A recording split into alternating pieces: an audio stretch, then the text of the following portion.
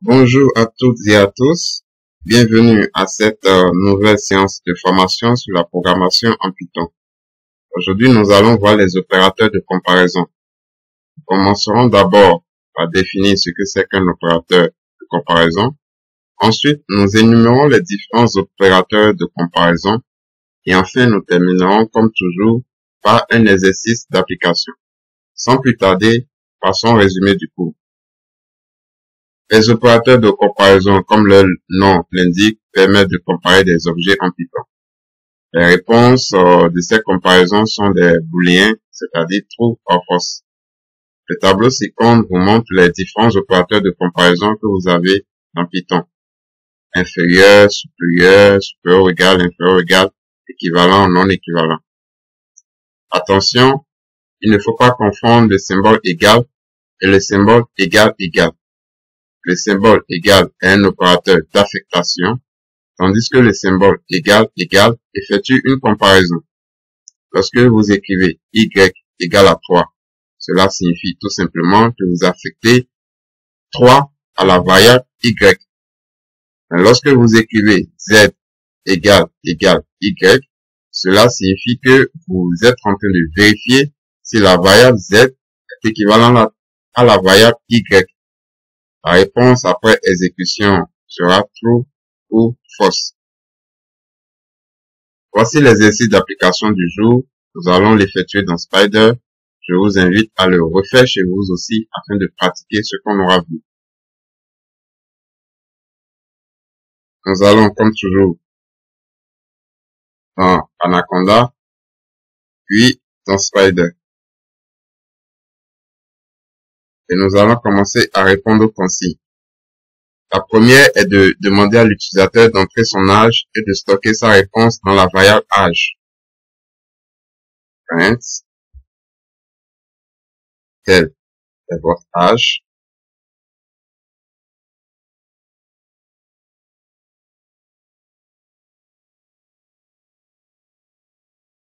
D'accord? Et vous stockez sa réponse dans la variable âge. Donc, avec input. Sachez que ces deux lignes de code, vous pouvez les réécrire en une seule ligne de code.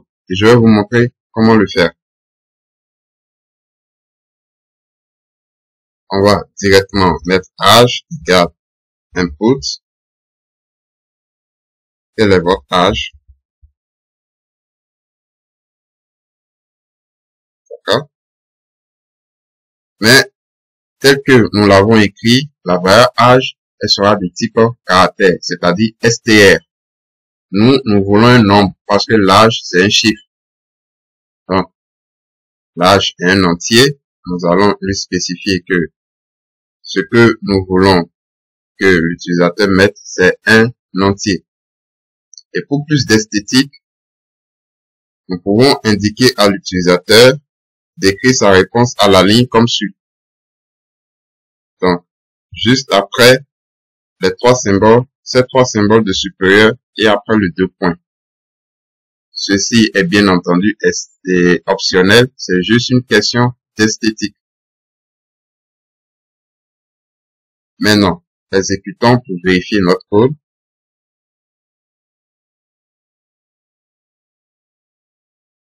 Voilà, quel est votre âge? On lui indique où écrit sa réponse et ça marche.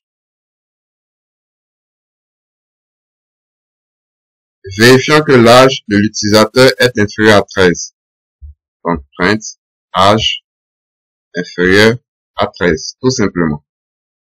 Nous ne connaissons pas l'âge que l'utilisateur a rentré, nous allons procéder à certaines vérifications, d'accord, à partir des opérateurs de comparaison. On vient de créer une ligne de code pour vérifier si son âge est inférieur à 13. On nous demande de vérifier si son âge est supérieur ou égal à 20. Âge supérieur ou égal à 20. Et si son âge est inférieur ou égal à 21. Et pour qui l'opérateur et en Python c'est n, âge inférieur ou égal à 21. Pour faire afficher le résultat, bien entendu, on met print.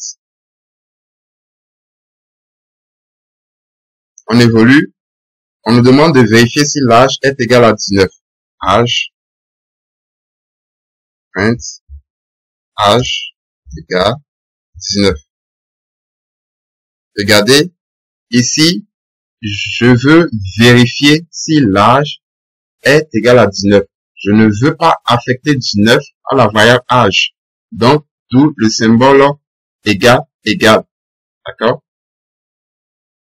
On nous demande maintenant de vérifier si l'âge de l'utilisateur est dans l'intervalle 20 à 30 ou dans l'intervalle 30 à 40. Je vais mettre ici intervalle ouvert. Ici, 20 à 30 sont inclus. Ici, 30 n'est pas inclus et 40 est inclus. Je commence par le premier intervalle. Âge supérieur ou égal à 20. Et, dans le même temps, pour boucler l'intervalle, je mets âge inférieur ou égal à 30. Ça, c'est le premier intervalle. Je viens d'écrire un code pour vérifier si l'âge de l'utilisateur est dans l'intervalle 20 à 30. On me dit où cet intervalle-là, 30 à 40. Donc, je mets OR. L'opérateur OU en Python, c'est OR. Âge. Ici, on dit 30 n'est pas inclus. Donc, ici, je mets inférieur à 30. Et non, je mets plutôt supérieur à 30. Et non, supérieur ou égal. D'accord? And, âge, inférieur ou égal à 40. Et je mets aussi entre parenthèses. D'accord? Int.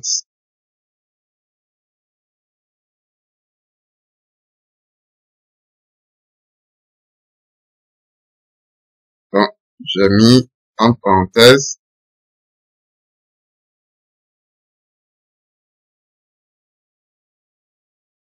Donc, premier intervalle, âge supérieur ou égal à 20 et âge inférieur ou égal à 30. Deuxième intervalle, âge supérieur à 30 et âge inférieur ou égal à 40. Nous allons exécuter.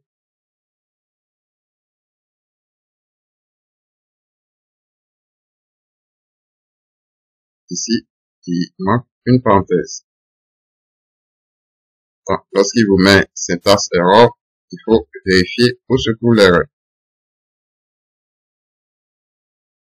Quel est votre âge?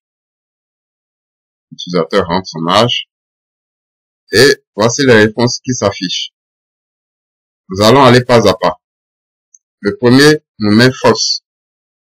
On a vérifié que l'âge, si l'âge de l'utilisateur est inférieur à 13. C'est faux parce que 30 n'est pas inférieur à 13. Deuxièmement, on vérifie si l'âge est supérieur ou égal à 20. L'âge est bel et bien supérieur ou égal à 20. Mais l'âge n'est pas inférieur ou égal à 21. Donc, j'ai true and false. Ce qui fait false. Parce que l'une des conditions n'est pas vérifiée. Donc, ça nous retourne false, c'est bon. On nous demande de vérifier si l'âge est égal à 19. C'est faux parce que 30 n'est pas égal à 19. Donc, faux. Maintenant, cet intervalle, on va aller pas à pas. Ici, pour le premier, âge supérieur ou égal à 20. C'est vrai parce que 30 est supérieur ou égal à 20. Donc, c'est true. D'accord? Et âge inférieur ou égal à 30. 30 inférieur ou égal à 30, c'est bon, c'est vrai. Donc, true. Donc, pour le premier, j'ai true and true. D'accord? Et on sait que ça fait true. Ici, j'ai or. Le premier intervalle, âge supérieur à 30. Est-ce que l'âge est supérieur à 30? Non. Parce que 30, mathématiquement, 30 n'est pas strictement supérieur à 30. Donc, ici, j'ai false. And, âge inférieur ou égal à 30, à 40. 30 inférieur ou égal à 40, c'est vrai. Donc, voici ce que j'ai. True and true. C'est que ça me donne true. Ici, false and true, ça me donne false. Donc, finalement, true or false, ça me donne true. Donc, d'où la réponse true. D'accord? Maintenant, passons aux autres consignes.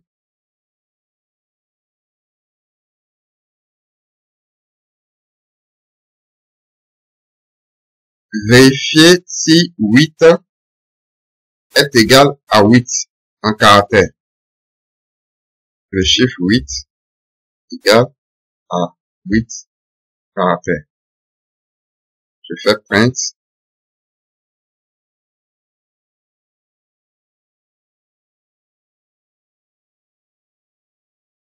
False. Parce que 8 est un chiffre qui ne saurait être égal à un caractère. Ici, le 8, ici, c'est un caractère. Donc, ce n'est pas un chiffre. Donc, un nombre ne peut pas être égal à un caractère. On nous demande de vérifier. Maintenant, de comparer plutôt Paris et Limoges. Sachez qu'en Python, de la même façon que vous effectuez des comparaisons avec des nombres, vous pouvez effectuer des comparaisons avec des chaînes de caractères. Et la convention au niveau de Python, c'est qu'il considère l'ordre alphabétique. Je vais vous montrer. Lorsque je fais print, je le mets ici, print A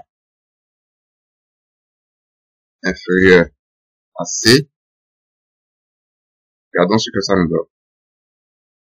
A inférieur à C, il me met true. D'accord? Tout simplement, considère, puisque A vient avant C dans l'alphabet, il considère que A est inférieur à C et que C est supérieur à A.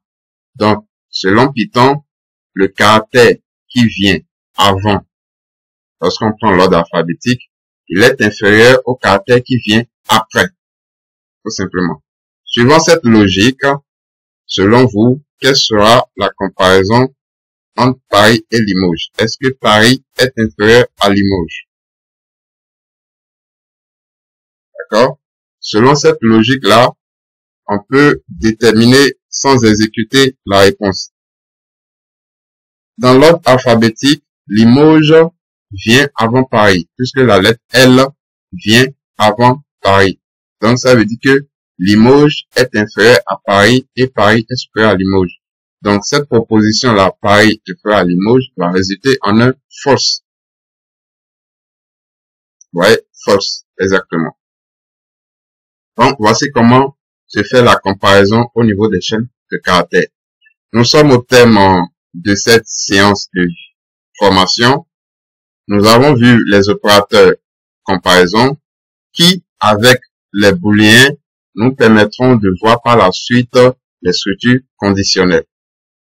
Veuillez surtout refaire l'exercice d'application au niveau de ces deux séances, les booléens et les opérateurs de comparaison, afin de mieux comprendre ce qu'on verra par la suite, c'est-à-dire les structures conditionnelles. Merci pour votre attention. N'hésitez pas à vous abonner à la chaîne et activer la cloche de notification pour ne rater aucune vidéo. Je vous remercie. À bientôt.